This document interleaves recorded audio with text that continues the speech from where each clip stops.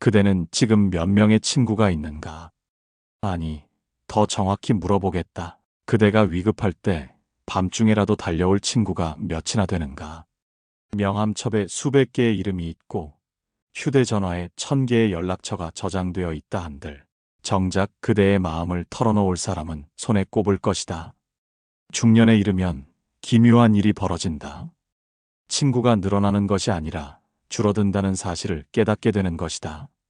젊은 시절 매일같이 어울리던 사람들은 어느새 연락이 끊기고 직장에서 매일 얼굴을 맞대던 동료들은 퇴직과 동시에 남이 되어버린다. 그대가 허전함을 느끼는 것은 당연한 일이다. 그러나 이것은 슬퍼할 일이 아니라 오히려 기회로 삼아야 할 때이다. 내가 유배지에서 깨달은 것이 하나 있다. 진짜 친구란 많은 것이 아니라 깊은 것이며 화려한 것이 아니라 든든한 것이라는 진리이다.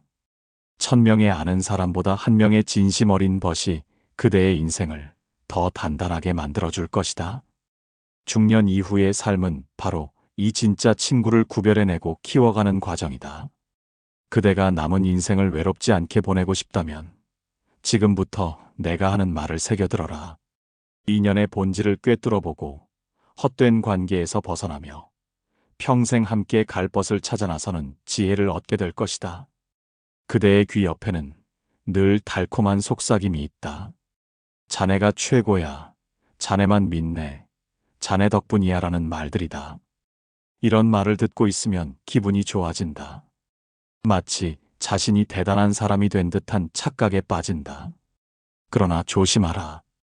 중년에 이르면 이런 달콤한 말로 그대를 현혹하는 자들이 반드시 나타난다. 그들은 친구의 탈을 쓰고 있지만 실상은 그대의 판단력을 흐리게 만드는 방해자들이다. 이런 자들의 특징은 명확하다. 그들은 그대가 필요할 때만 나타난다.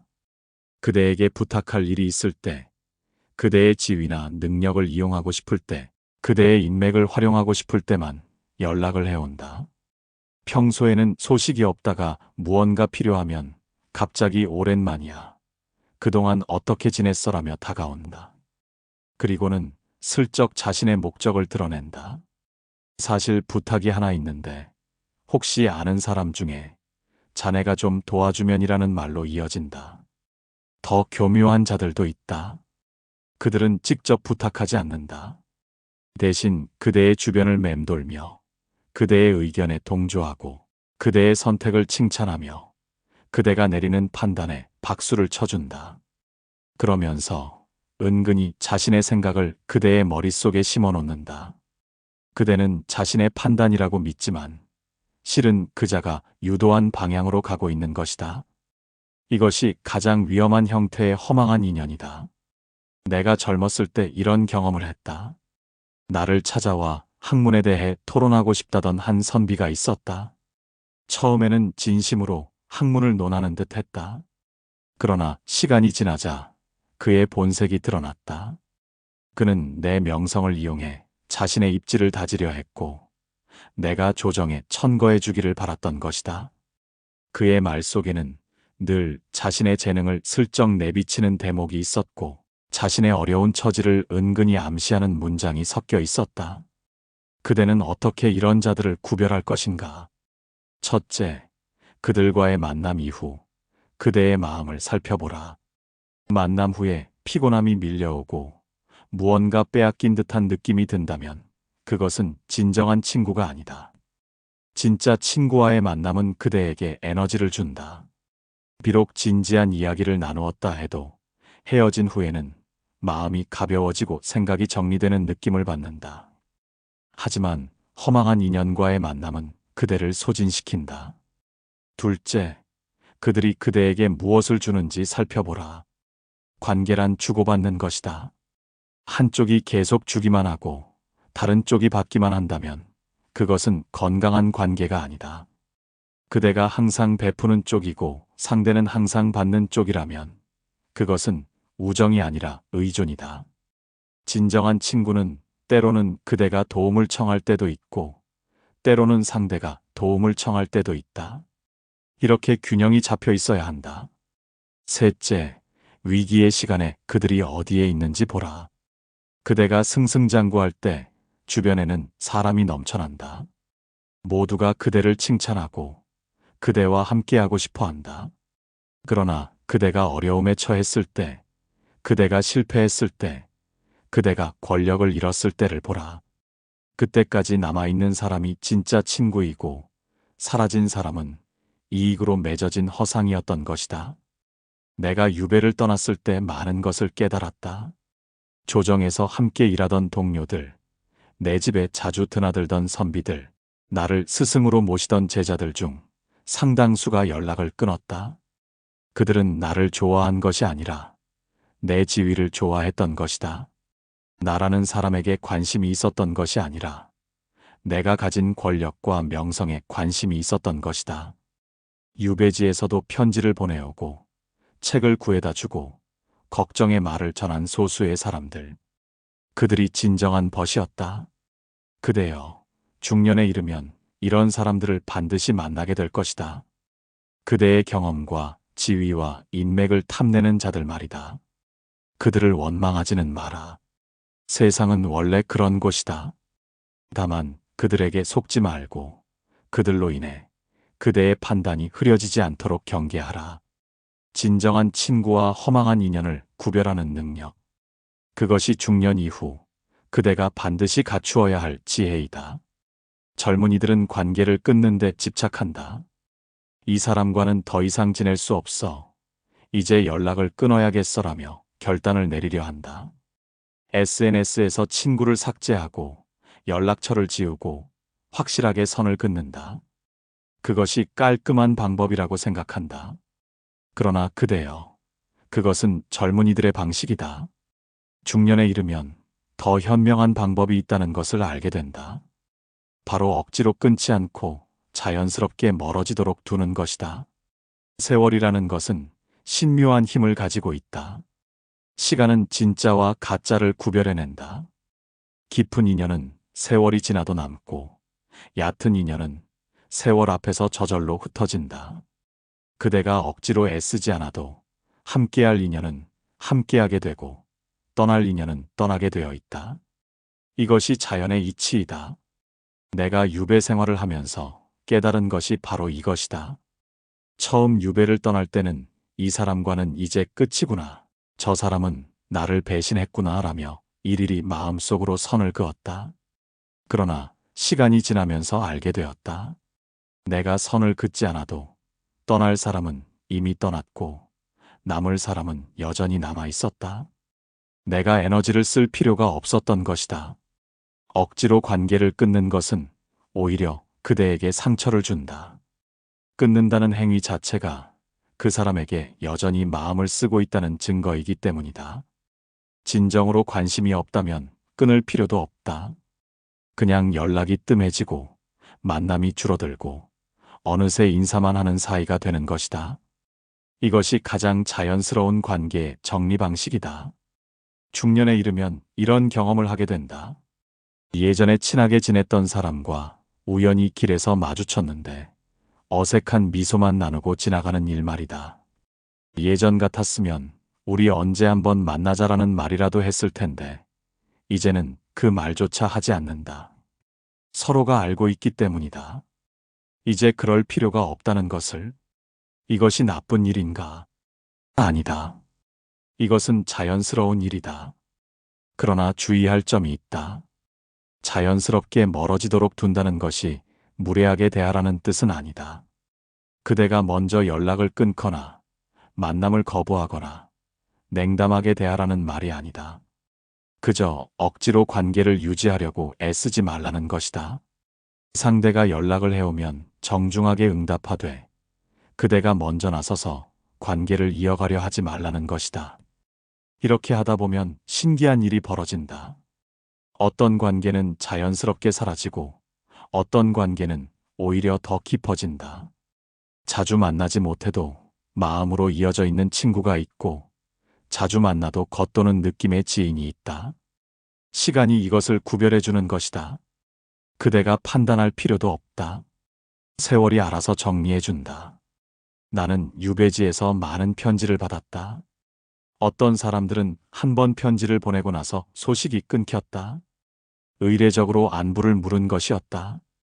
그러나 어떤 사람들은 꾸준히 편지를 보내왔다.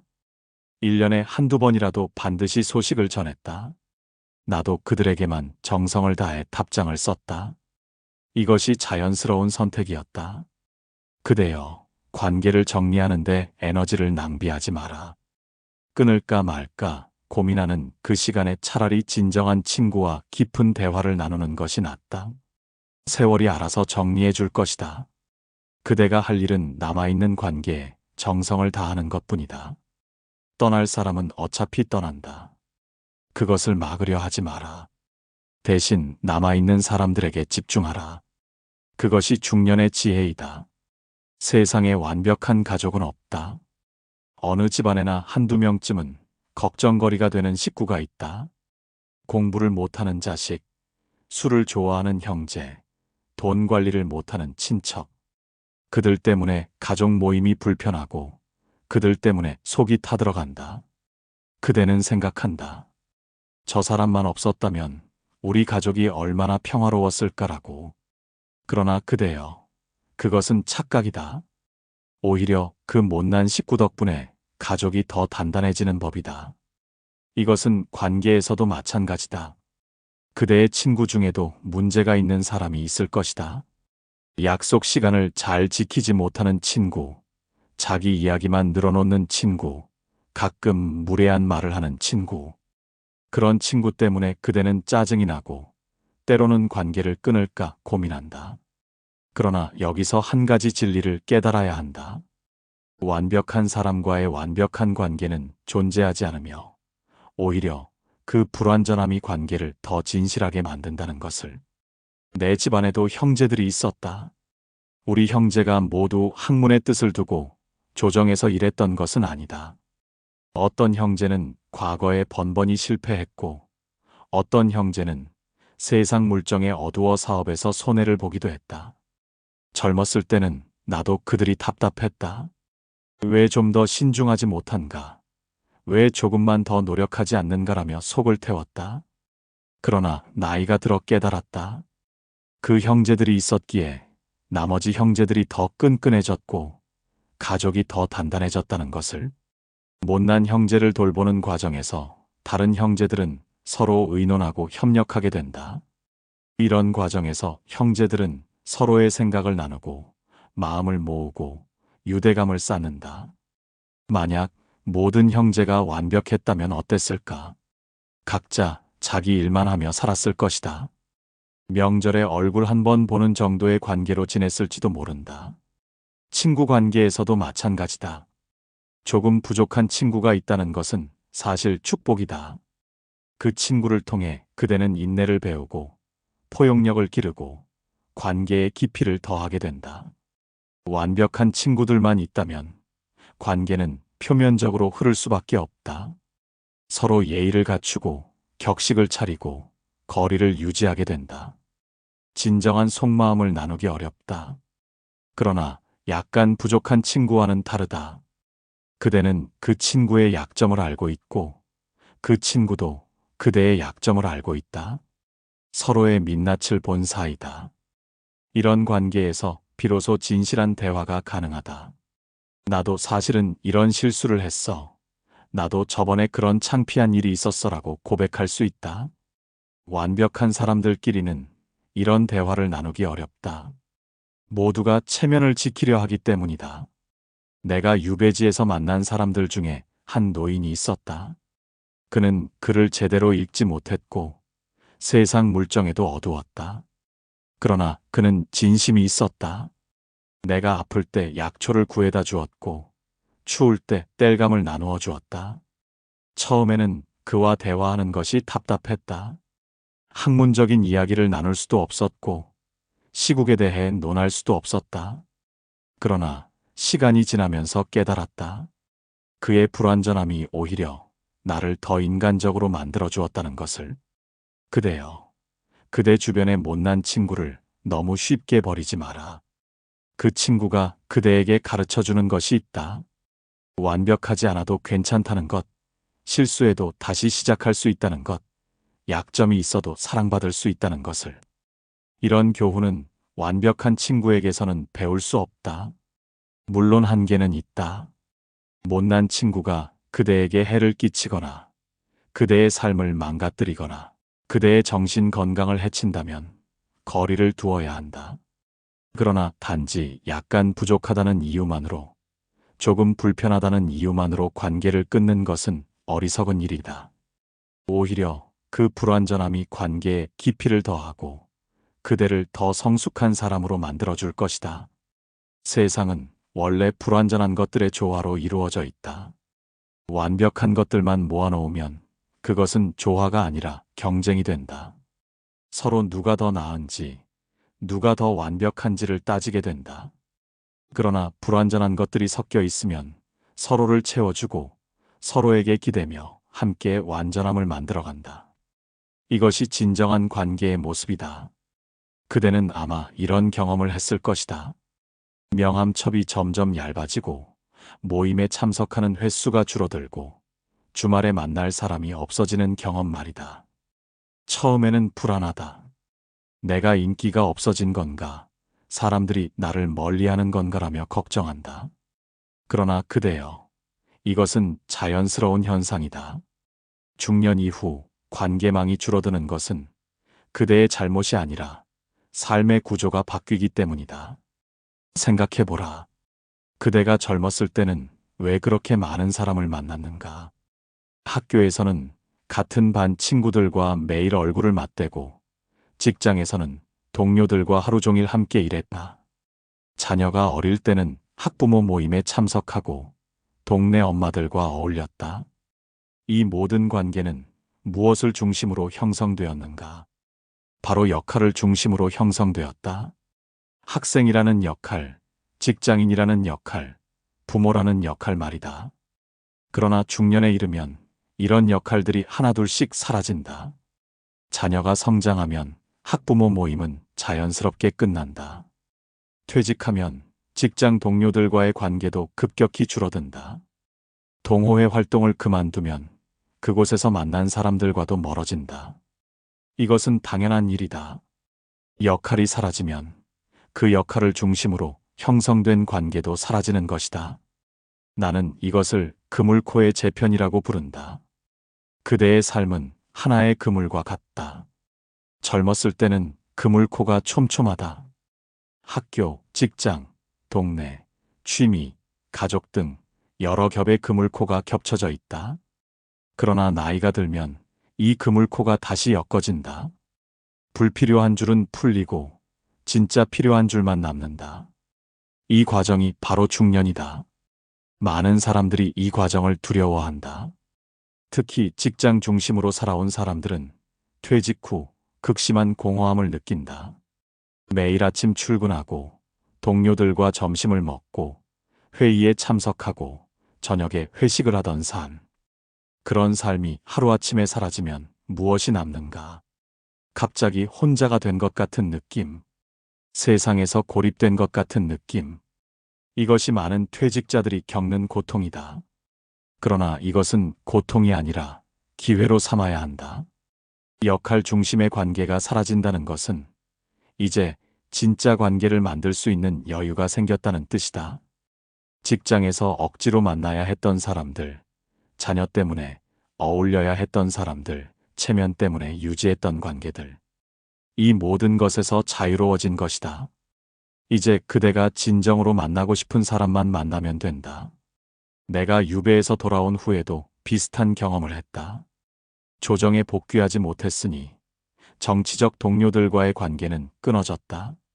학문적 명성도 예전 같지 않았으니 명성을 찾아온 제자들도 줄어들었다. 처음에는 쓸쓸했다. 그러나 곧 깨달았다. 이제 남은 사람들이야말로 진정한 벗이라는 것을. 내 지위나 명성이 아니라 나라는 사람을 좋아해서 찾아오는 사람들이라는 것을. 그대여, 관계가 줄어드는 것을 두려워하지 마라. 오히려 이것을 정화의 과정이라고 생각하라. 불순물이 걸러지고 진짜 금만 남는 과정. 가짜 인연이 떠나가고 진짜 우정만 남는 과정. 이것이 중년이 주는 선물이다. 양이 줄어드는 대신 질이 높아지는 것이다. 물론 적응 기간이 필요하다. 갑자기 한가해진 주말, 조용해진 저녁 시간에 익숙해지는 데는 시간이 걸린다. 그러나 이 시간을 견뎌내라. 그리고 이 여유를 진짜 관계를 돌보는 데 사용하라. 오랫동안 연락하지 못했던 옛 친구에게 전화를 걸어보라. 자주 만나지 못했던 형제들과 식사를 하라. 깊이 있는 대화를 나눌 시간적 여유가 이제는 생긴 것이다. 관계망이 줄어든다는 것은 실패가 아니다. 그것은 삶의 자연스러운 변화이며 오히려 더 깊고 의미 있는 관계로 나아가는 과정이다. 세월이 그물 코를 다시 엮는 것을 믿고 그 과정을 받아들여라. 그리고 남은 관계에 집중하라.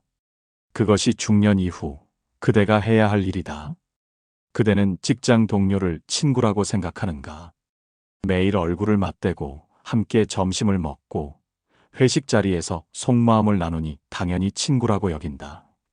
그러나 그대여, 냉혹한 진실을 말하겠다. 직장 동료의 대부분은 친구가 아니라 동료일 뿐이다. 그대가 퇴직하는 순간, 그대가 그 일을 그만두는 순간, 그 관계는 빠르게 식어간다. 이것이 일을 중심으로 맺어진 인연의 본질이다. 일은 강력한 접착제이다. 같은 목표를 향해 함께 일하고, 같은 어려움을 겪고, 같은 성과를 나눌 때 사람들은 끈끈한 유대감을 느낀다. 프로젝트를 함께 완수했을 때의 희열 야근을 함께 견뎌낸 후의 동지애, 회사를 함께 키워온 자부심. 이런 감정들이 우정처럼 느껴진다. 그러나 착각하지 마라. 이것은 우정이 아니라 협업의 결과물이다. 증거는 간단하다. 그대가 퇴직한 후 얼마나 많은 동료들과 연락을 유지하는지 보라. 처음 몇 달은 연락이 온다. 잘 지내시죠? 언제 한번 만나요라는 말을 주고받는다. 그러나 시간이 지나면 연락은 뜸해진다. 1년이 지나면 명절에 문자 한 통 주고받는 사이가 되고 2년이 지나면 그마저도 끊긴다. 이것이 현실이다. 특히 남성들이 이 문제를 심각하게 겪는다. 많은 남성들은 직장을 중심으로 인간관계를 형성한다. 학교 동창보다 직장 동료와 더 많은 시간을 보내고 가족보다 회사 사람들과 더 깊은 대화를 나눈다. 그들의 정체성은 나는 어느 회사의 누구로 정의된다. 그러나 퇴직하는 순간 이 모든 것이 무너진다. 명함이 사라지고 직함이 사라지면 그들과의 관계도 함께 사라진다. 나도 이런 경험을 했다.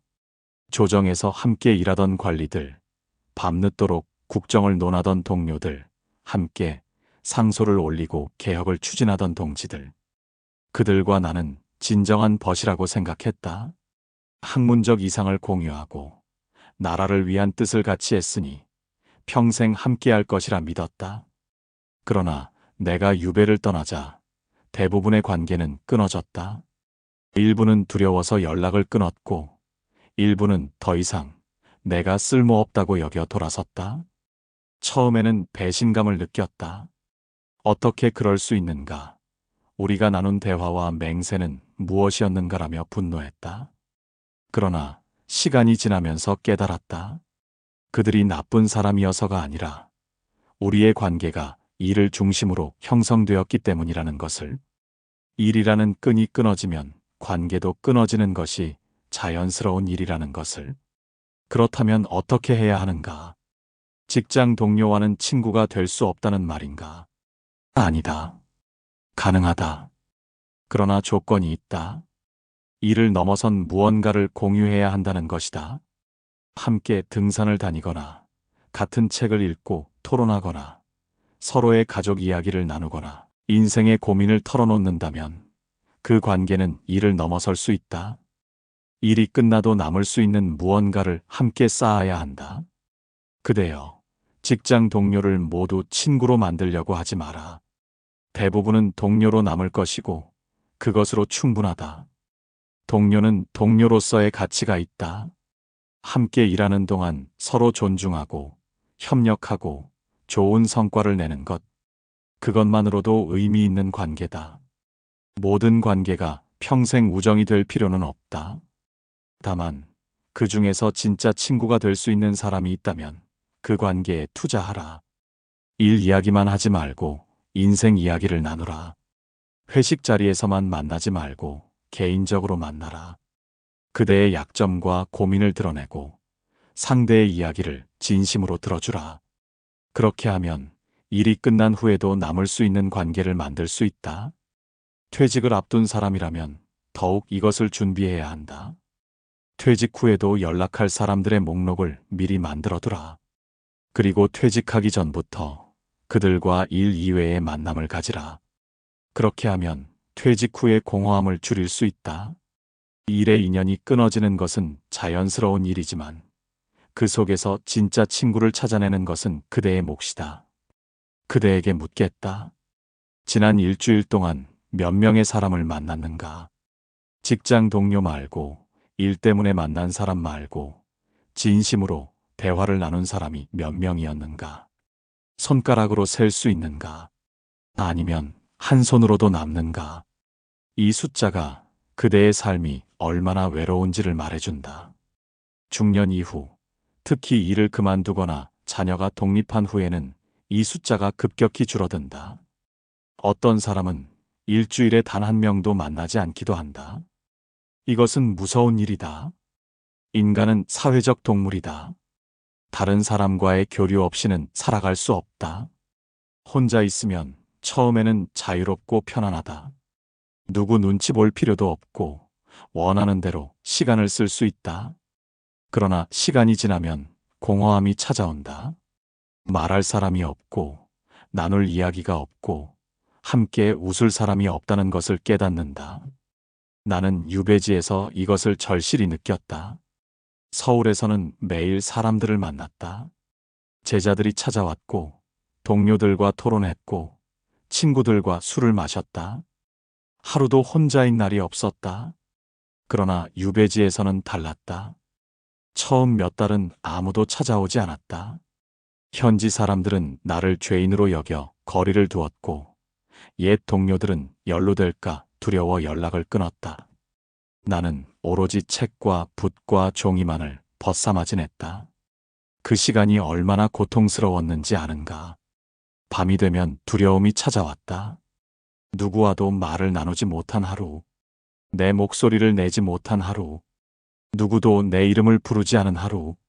그런 날들이 쌓이면 사람은 점점 자신의 존재를 의심하게 된다. 내가 정말 살아있는 것일까? 내가 세상에 필요한 존재일까라는 생각이 든다. 그래서 나는 억지로라도 사람을 만나려고 노력했다. 동네 장터에 나가 물건을 사고 현지 농민들과 이야기를 나누고 아이들에게 글을 가르쳤다. 처음에는 그들이 경계했지만 시간이 지나면서 조금씩 마음을 열었다. 그리고 그 작은 교류가 나를 살아있게 만들었다. 하루에 단 한 사람이라도 만나서 이야기를 나누면 그날은 견딜만 했다. 현대인들도 비슷한 상황에 처해 있다. 특히 코로나 이후로 이 문제가 더 심각해졌다. 재택근무를 하는 사람들은 며칠씩 집 밖을 나가지 않는다. 화면 너머로 동료들과 회의를 하지만 그것은 진정한 만남이 아니다. 퇴직한 노인들은 더 심각하다. 아침에 일어나서 산책을 하고 낮에 텔레비전을 보고 저녁에 잠자리에 든다. 그 사이에 누구와도 대화를 나누지 않는다. 그대여, 그대의 일주일을 점검해보라. 진심으로 대화를 나눈 사람이 몇 명인가? 안부만 물은 것이 아니라 깊이 있는 이야기를 나눈 사람 말이다. 만약 그 수가 적다면 지금 당장 변화를 시작해야 한다. 이것은 선택이 아니라 필수다. 인간관계는 그대의 정신 건강을 지탱하는 기둥이다. 그 기둥이 무너지면 그대의 삶 전체가 흔들린다. 구체적으로 무엇을 해야 하는가? 첫째, 정기적으로 만날 사람들의 명단을 만들어라. 일주일에 한 번 만날 친구, 한 달에 한 번 만날 친구, 분기에 한 번 만날 친구. 이렇게 구분해서 일정을 잡아라. 저절로 만남이 생기기를 기다리지 마라. 그대가 먼저 연락하고 약속을 잡아라. 둘째, 새로운 모임에 가입하라. 등산 모임, 독서 모임, 봉사활동, 취미 동호회 등 무엇이든 좋다. 혼자 있기보다는 사람들 사이에 있는 것이 중요하다. 처음에는 어색하고 불편할 수 있다. 그러나 참고 계속하라. 시간이 지나면 익숙해지고 그 안에서 친구를 발견하게 될 것이다. 셋째, 화분과 반려동물에만 의지하지 마라. 물론 그들도 위로가 된다. 그러나 그것만으로는 부족하다. 인간은 인간과의 교류를 통해서만 진정으로 충족감을 느낀다. 식물과 동물은 그대의 말에 답하지 못한다. 그대의 이야기를 들어주지 못한다. 대화가 필요하다. 진짜 대화 말이다. 일주일에 만나는 사람의 수. 이것을 늘려라. 그것이 그대의 삶을 풍요롭게 만드는 첫걸음이다. 외로움은 서서히 그대를 잠식한다. 처음에는 괜찮다고 생각하지만 시간이 지나면 그것이 얼마나 무서운 것인지 깨닫게 된다. 그 전에 예방하라. 사람들과 만나라. 대화하라. 그것이 그대가 할 수 있는 최선의 선택이다. 그대는 친구를 어떻게 정의하는가? 자주 만나는 사람인가? 오래 알고 지낸 사람인가? 편하게 이야기할 수 있는 사람인가? 모두 맞는 말이다. 그러나 진짜 친구의 정의는 따로 있다. 바로 그대가 위급할 때 손을 내밀어주는 사람이다. 그대가 넘어졌을 때 일으켜 세워주는 사람. 그대가 절망에 빠졌을 때 함께 있어주는 사람. 그대가 모두에게 버림받았을 때도 곁을 지켜주는 사람. 이런 사람이 단 한 명이라도 있다면 그대는 축복받은 것이다. 평소에는 모든 사람이 친구처럼 보인다. 함께 술을 마시고 농담을 나누고 여행을 다닌다. 그대가 잘 나갈 때는 모두가 그대를 칭찬한다. 그대의 성공을 축하하고 그대와 함께하고 싶어 한다. 그러나 이것은 진짜 우정이 아니다. 이것은 그저 순조로운 시절의 동행일 뿐이다. 진짜 우정은 역경 속에서 드러난다. 내가 이것을 깨달은 것은 유배를 떠났을 때였다. 조정에서 일할 때는 주변에 사람이 넘쳤다. 내 집에는 늘 손님이 있었고 내 의견을 듣고 싶어하는 사람들이 줄을 섰다. 나는 그들 모두를 친구라고 생각했다. 우리는 같은 이상을 품고 같은 목표를 향해 나아가는 동지라고 믿었다. 그러나 내가 유배령을 받자 상황이 완전히 바뀌었다. 대부분의 사람들이 갑자기 바빠졌다. 죄송하지만 요즘 너무 바빠서 연루될까봐 두렵습니다. 나중에 상황이 나아지면이라는 말들을 들었다. 나를 찾아온 제자들 중 일부는 스승의 이름을 거론하는 것조차 꺼렸다. 나는 순식간에 고립되었다. 그러나 소수의 사람들은 달랐다. 내가 유배지로 떠나는 날 몰래 찾아와 노자돈을 쥐어준 친구가 있었다. 유배 기간 내내 편지를 보내며 안부를 물은 제자가 있었다. 금지되어 있던 책들을 몰래 구해다 보내준 동료가 있었다. 이들은 내가 권력이 없어도 명성이 떨어져도 만나면 위험해질 수 있어도 나를 버리지 않았다. 이들이 진짜 친구였다. 나는 그때 깨달았다. 우정이란 순조로울 때 확인되는 것이 아니라 역경 속에서 증명되는 것이라는 진리를. 평소에 아무리 좋은 말을 해도 위기의 순간에 돌아선다면 그것은 진정한 우정이 아니다. 반대로 평소에 자주 만나지 못해도 위기의 순간에 함께한다면 그것이 진정한 우정이다.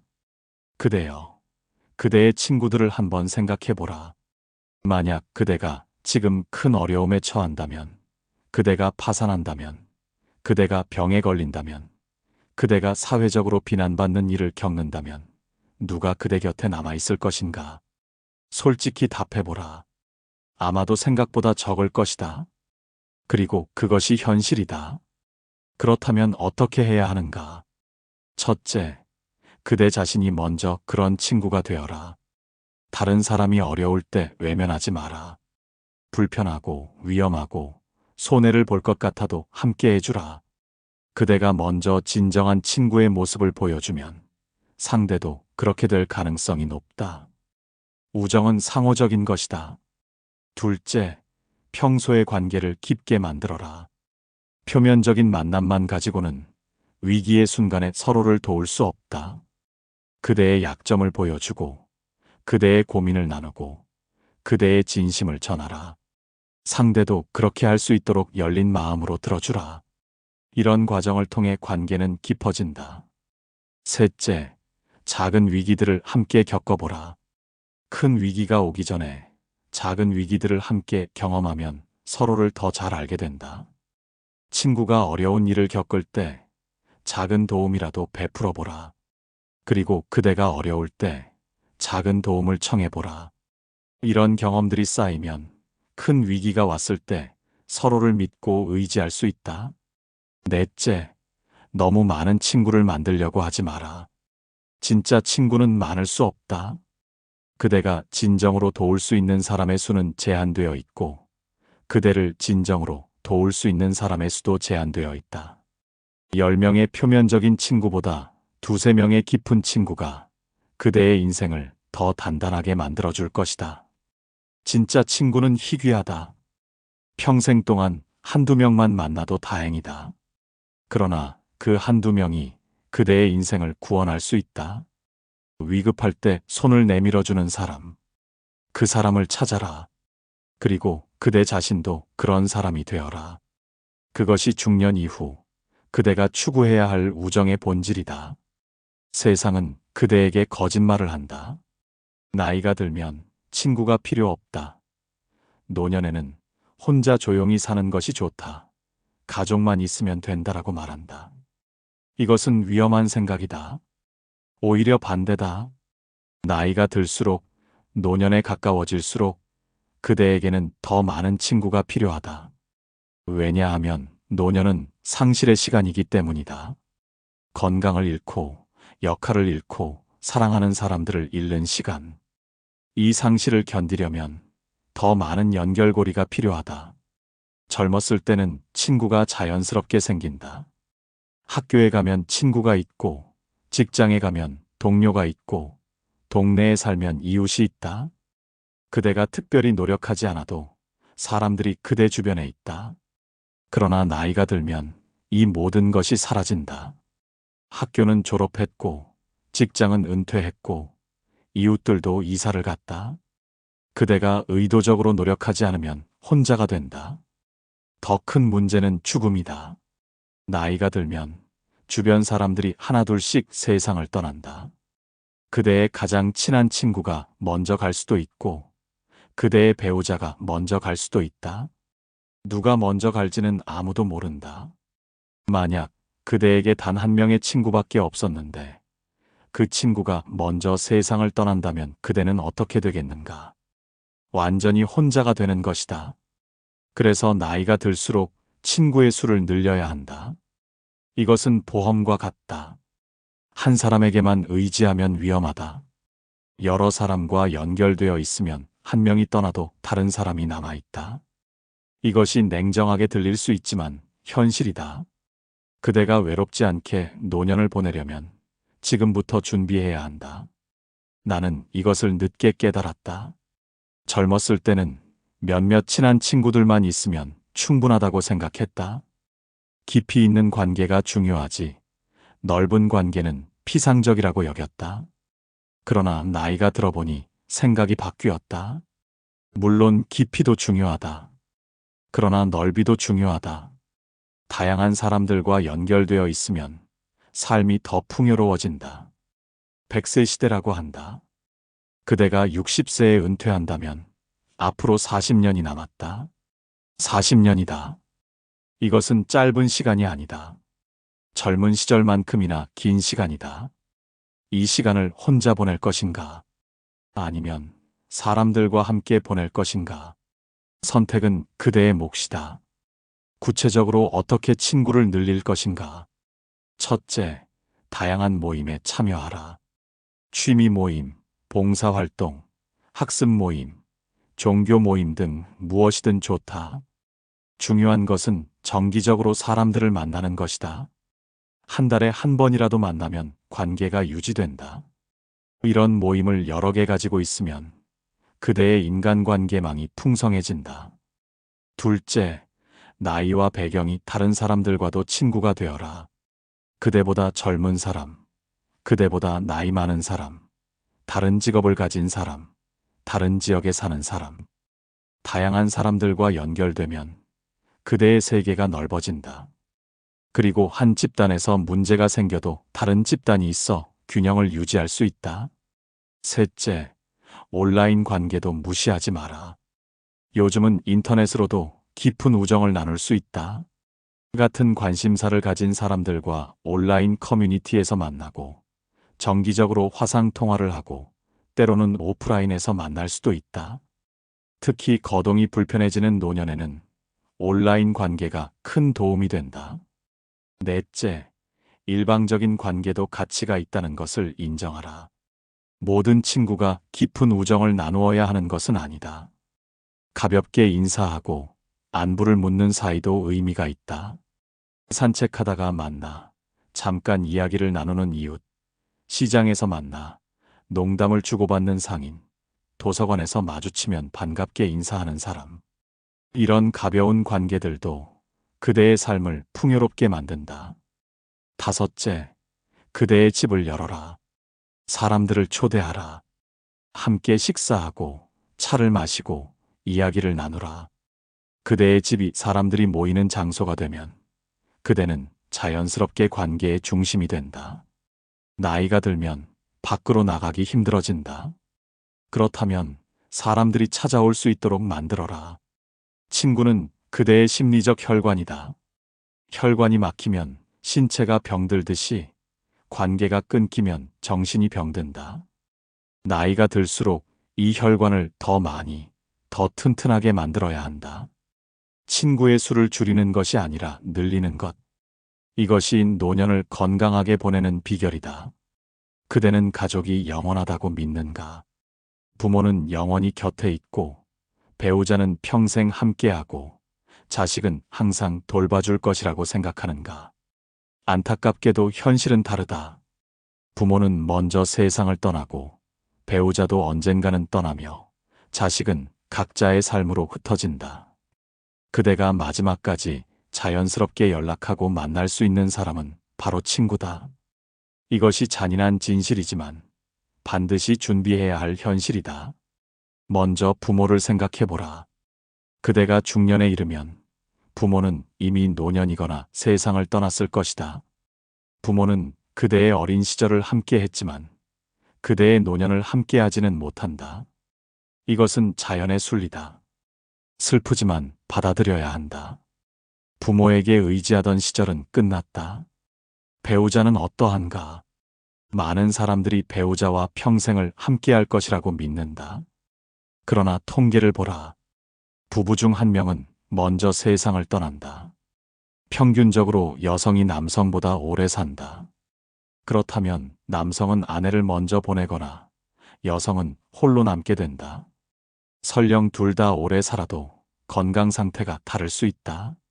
한 사람이 거동이 불편해지거나 치매에 걸리면 다른 한 사람은 사실상 혼자가 되는 것이다. 자식은 어떤가? 그대는 자식이 그대를 돌봐줄 것이라고 기대한다. 그러나 현실은 그렇지 않다. 자식들은 각자의 가정이 있고, 각자의 일이 있고, 각자의 삶이 있다. 그들은 그대를 사랑하지만 매일 찾아올 수는 없다. 명절에 한 번, 생일에 한 번 얼굴을 보는 것도 다행이다. 그대가 아프면 병원에 데려다 주고 큰일이 있으면 달려오겠지만 일상의 외로움을 채워주지는 못한다. 그렇다면 누가 남는가? 친구다. 친구는 그대와 같은 세대를 살고 같은 속도로 나이를 먹고 비슷한 경험을 한다. 그들도 자식이 떠나고 배우자를 잃고 외로움을 느낀다. 그래서 서로가 필요하다. 서로에게 기댈 수 있다. 친구끼리는 부담이 없다. 가족에게는 차마 말하지 못하는 고민도 친구에게는 털어놓을 수 있다. 내가 이것을 깨달은 것은 아내를 잃고 나서였다. 아내가 세상을 떠났을 때 나는 큰 공허함을 느꼈다. 평생을 함께한 동반자가 사라진 것이다. 자식들이 찾아와 위로했지만 그들도 곧 자기 집으로 돌아갔다. 나는 혼자 남았다. 밤이 되면 적막함이 견디기 힘들었다. 그때 나를 지탱해 준 것은 몇몇 친구들이었다. 그들은 정기적으로 찾아와 함께 시간을 보냈다. 함께 책을 읽고 시를 짓고 과거를 회상했다. 그들과의 만남이 내게 삶의 의미를 돌려주었다. 만약 그들이 없었다면 나는 아마 깊은 우울에 빠졌을 것이다. 친구는 가족이 채울 수 없는 역할을 한다. 가족은 책임과 의무로 연결되어 있다. 부모는 자식을 돌봐야 하고 자식은 부모를 모셔야 한다는 의무감이 있다.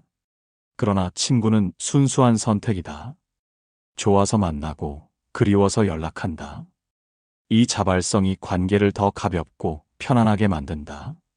또한 친구는 그대의 과거를 공유한다. 배우자와 자식은 그대의 일부만 알지만 친구는 그대의 청춘을 함께 보냈다. 그대가 어떤 꿈을 꾸었는지, 어떤 실수를 했는지, 어떤 기쁨을 느꼈는지 안다. 이런 공유된 기억이 노년에 큰 위안이 된다. 함께 추억을 회상하고 웃고 때로는 눈물 짓는다. 이것이 삶을 풍요롭게 만든다. 그대여, 지금부터 친구 관계를 소중히 여겨라. 가족만으로는 부족하다. 친구가 필요하다. 특히 나이가 들수록 더욱 그렇다. 지금 그대 곁에 있는 친구들을 잘 돌보라.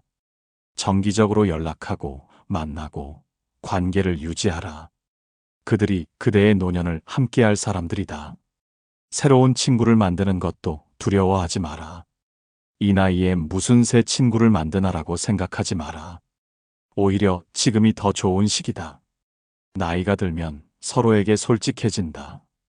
체면을 차릴 필요도 없고 인상을 남기려 애쓸 필요도 없다. 있는 그대로의 모습으로 만나면 된다.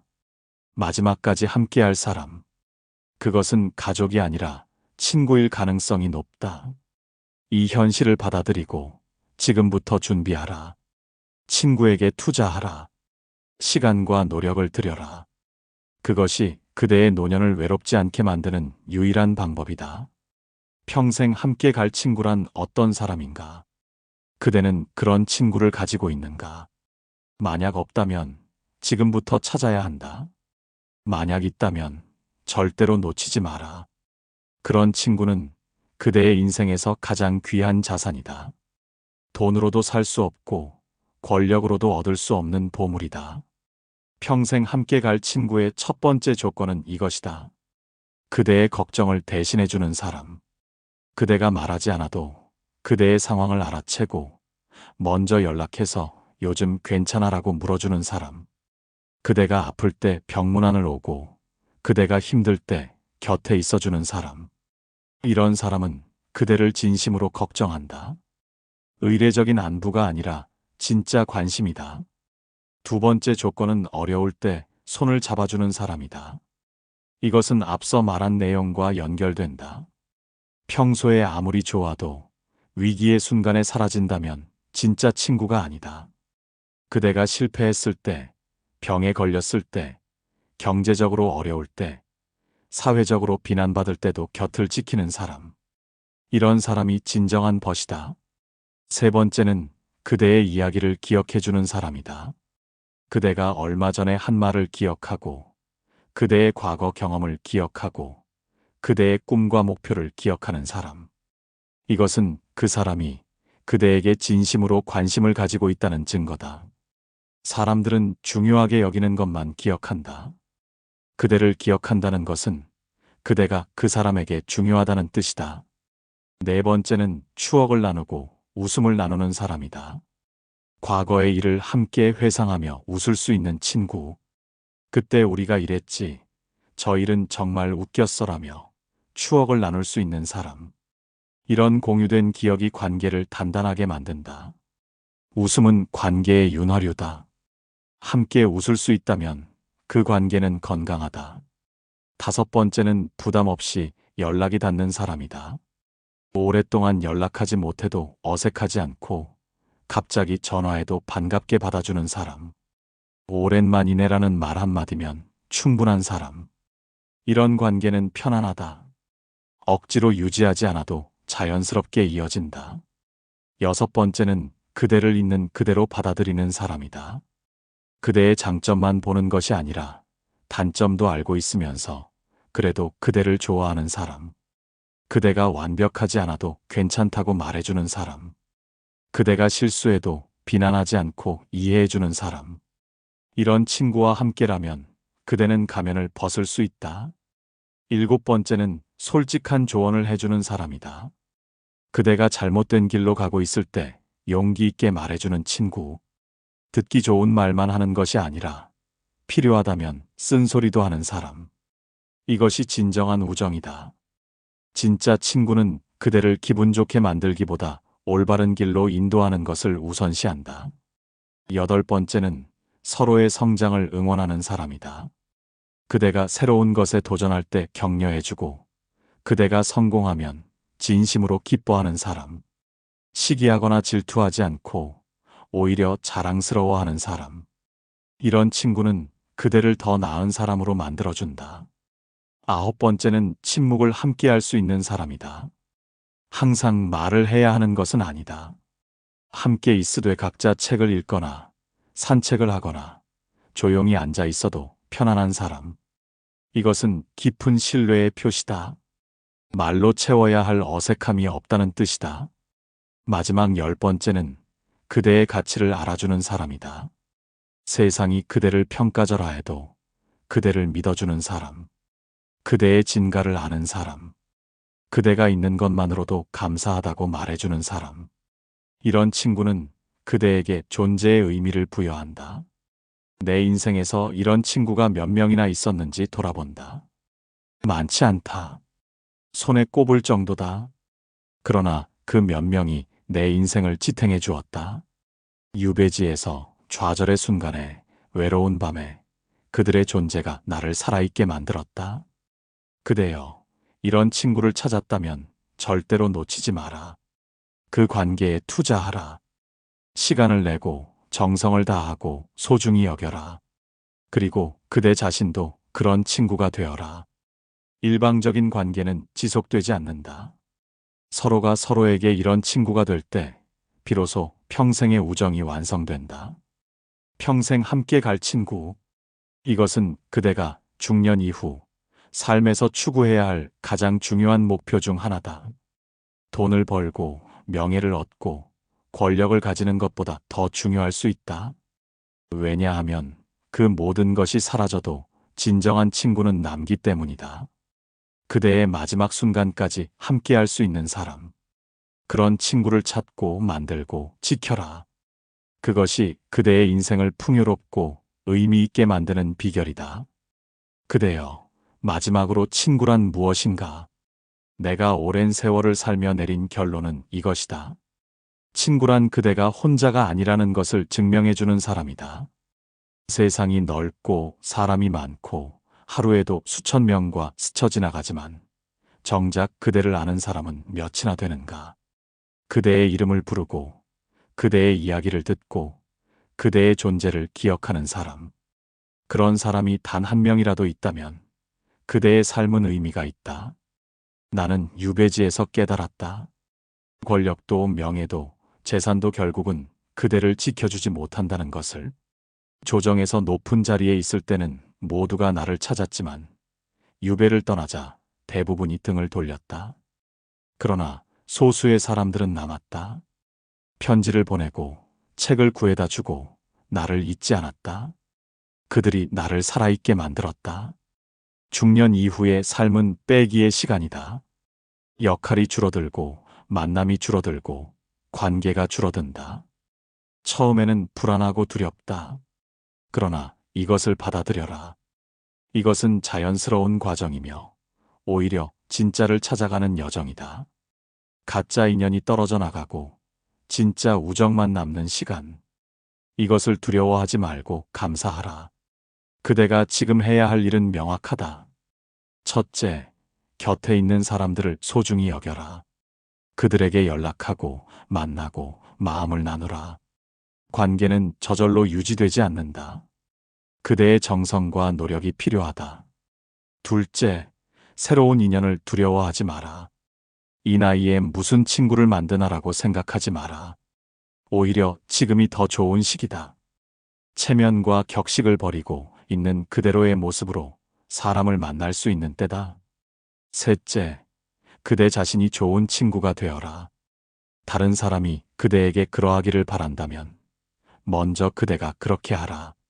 먼저 연락하고, 먼저 손을 내밀고, 먼저 관심을 가져라.